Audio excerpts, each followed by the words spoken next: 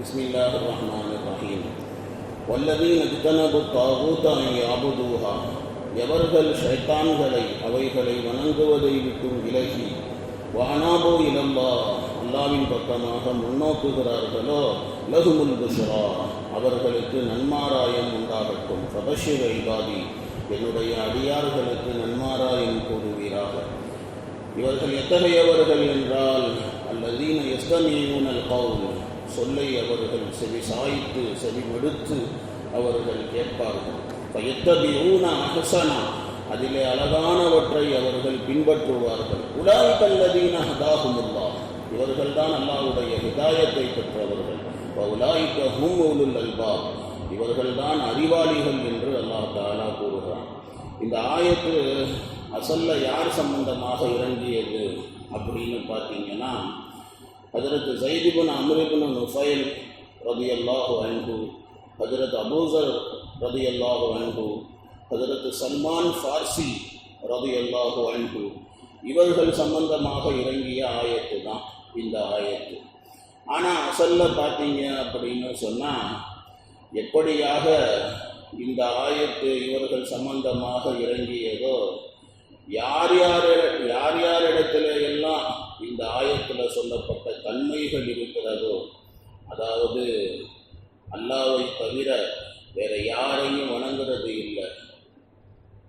வல்லதீன இஜ்தனபு த்தாகூத அன் யஅ்புதூஹா ஷைத்தான்களை அவைகளை வணங்குவதை விட்டு விலகிக் கொள்கிறார்கள்.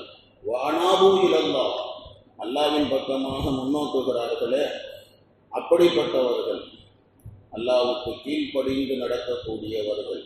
இவர்களுக்கு இருலோகத்திலும் இம்மையிலும் மறுமையிலும் லஹுமுல் புஷ்ரா இவர்களுக்கு நன்மாராயம்தான். ஃபபஷிர் இபாதி என்னுடைய அடியார்களுக்கு நன்மாராயம் சொல்லுங்கள் அப்படின்னு அல்லாஹ் சொல்றான்.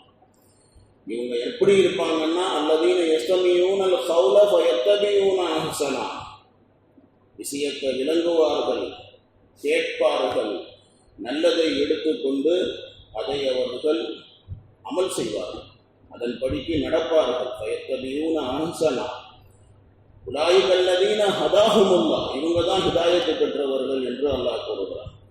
அல்லாஹ் தஆலா இருக்கிறானே, தன்னுடைய கலீமுல்லாஹ் ஹஜ்ரத் மூஸா அலைஹிஸ்ஸலாம் அவர்களுக்கு தௌராத் வேதத்தை அல்லாஹ் கொடுத்த போது அல்லாஹ் தஆலா கூறினான், இந்த வேதத்தை நல்லா கெட்டியாக பிடிங்க, உங்கள் சமுதாயத்துக்கு நீங்கள் கட்டளையிடுங்கள், இதை கெட்டியாக பிடிக்குமாறு அவர்களுக்கு கட்டளையிடுங்கள் என்று அல்லாஹ் ரப்பல் ஆலமீன் கூறினான்.